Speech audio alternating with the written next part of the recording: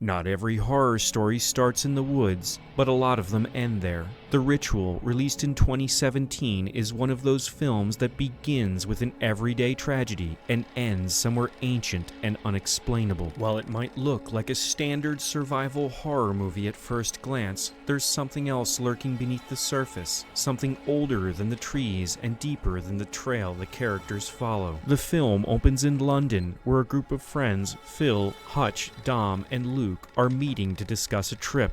They're close, but time and life have worn on their friendship. While leaving a convenience store, Luke and one of the group, Rob, walk in on a robbery. Luke freezes, Rob resists, and Rob is killed. It's sudden, chaotic, and over in seconds. Luke survives, but he does so without doing anything. The guilt of that moment lingers with him throughout the film, long after the others have stopped talking about it. 6 months later, the group travels to Sweden in Rob's honor, taking a hiking trip into the Scandinavian wilderness. They plan to scatter his ashes and honor his memory. What begins as a solemn and scenic retreat quickly takes a turn. Dom injures his knee. The group decides to cut through the dense forest to save time. It's a decision that feels reasonable in the moment, logical even, but it turns out to be their first mistake. As they enter the forest, the tone shifts. The landscape is quiet, oppressive, and somehow wrong. The trees feel too close. The trail disappears behind them.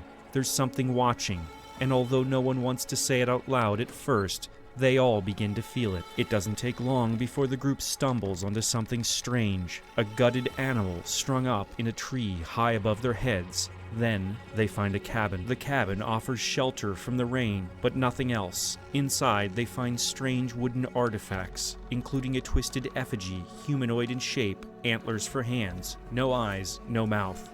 It's not explained. There are no answers. They sleep in the cabin anyway. That night, each of them experiences terrifying visions. Luke relives Rob's murder, standing again in the fluorescent lit shop, powerless. Phil is found praying in front of the effigy, naked and unresponsive. Dom dreams of his wife. When morning comes, they try to move on, but the sense of dread only grows stronger. As they travel deeper into the forest, the signs become more explicit. Trees bear symbols carved into the bark. Something is following them, moving fast through the forest, just out of their sight. Their food disappears. They begin turning on each other. Fear and paranoia mount. Then Hutch disappears. They find his body later, impaled and displayed like the animal they saw earlier. It's not an accident. It's not a wild animal. Whatever is doing this knows what it's doing. They try to leave, but they're lost. That night, Phil is taken too. When they find his body, it's the same, offered up in ritualistic fashion, like some kind of sacrifice. Eventually, only Luke and Dom remain. They run, but they're caught. When Luke and Dom awake, they're in another cabin, surrounded by people, silent, strange, dressed in old clothing. The cult speaks Swedish and reveals they worship something ancient, a godlike creature tied to Norse mythology. The being is identified as a Jotun, a bastard offspring of Loki. It grants its followers long life in exchange for worship and sacrifice. Luke is marked. He's seen as a potential convert. Dom is not. He's chosen to be sacrificed. Before his death, he's forced to kneel and face the creature directly. It appears as a towering figure, humanoid in shape but distorted. Antlers, an eyeless face that extends from its torso, massive and otherworldly. It doesn't speak. It doesn't explain. It imposes fear by its very form. Luke, meanwhile, escapes. He burns the cabin. He wounds the creature. As it chases him to the edge of the woods, it suddenly stops, unable to leave the forest. Luke stands in the clearing, screaming at the creature in defiance. The sun rises. He is alone. The nightmare is over. But nothing has been resolved. The Ritual is built like a traditional horror film. Lost hikers, ancient forests, mysterious cults. But the structure masks a much deeper story. At its heart, the film is not about the creature in the woods. It's about the trauma that Luke carries from the beginning. The woods, the cult, the Jotun. These are symbols. The real monster is guilt. Luke's failure to act during Rob's murder becomes the wound that shapes everything. It isolates him from his friends. It erodes his confidence. In his mind, he's already dead, cowardly, helpless, unworthy of being alive when someone else is not. The forest becomes a mirror for that. The creature doesn't just stalk them physically. It recreates their trauma. It forces each of them to confront what they fear most. The cabin visions are not dreams, they're punishments, and they're tailored. Luke's reliving of Rob's murder isn't random, it's precisely what the creature wants him to feel.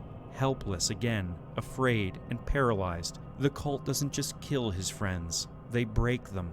They make them feel small, insignificant, and forgotten. The creature in the ritual is unique among modern horror monsters because it's not just a predator. It selects, it judges, it demands submission. It marks Luke because it sees him as a broken man, one who might be molded into something new. In the film's final act, Luke is literally offered a choice: kneel and worship, or burn and run. He chooses to fight back. But even that moment is complicated. When Luke escapes and stands at the forest's edge, yelling at the creature, it reads as a victory.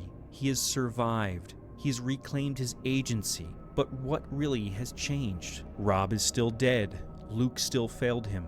The creature is still alive inside the woods, waiting for the next group to stumble in. Luke's scream is not triumph. It's catharsis. It's anger at the world, at himself, at a universe that offered no justice, no redemption, just survival. It's a scream into a void that doesn't answer. The ritual is about the rituals we go through to survive loss. The trip itself was meant to honor Rob, but it quickly became something else. Each man in the group brought unresolved grief into the forest. The creature simply magnified it. Dom's sacrifice, Phil's descent, Hutch's trust. They each represent different reactions to trauma. Some freeze, some follow, some deny. Luke lives, but not unscarred. The forest then becomes a metaphor, not just for danger, but for the internal journey of grief.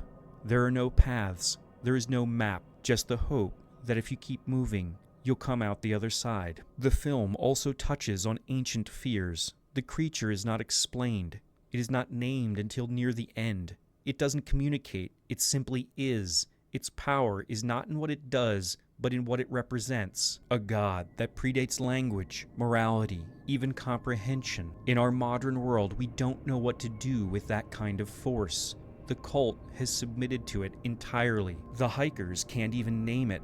The fear comes from not knowing whether it's real or imagined, divine or demonic, meaningful or meaningless. This theme of trying to give meaning to meaningless pain is central.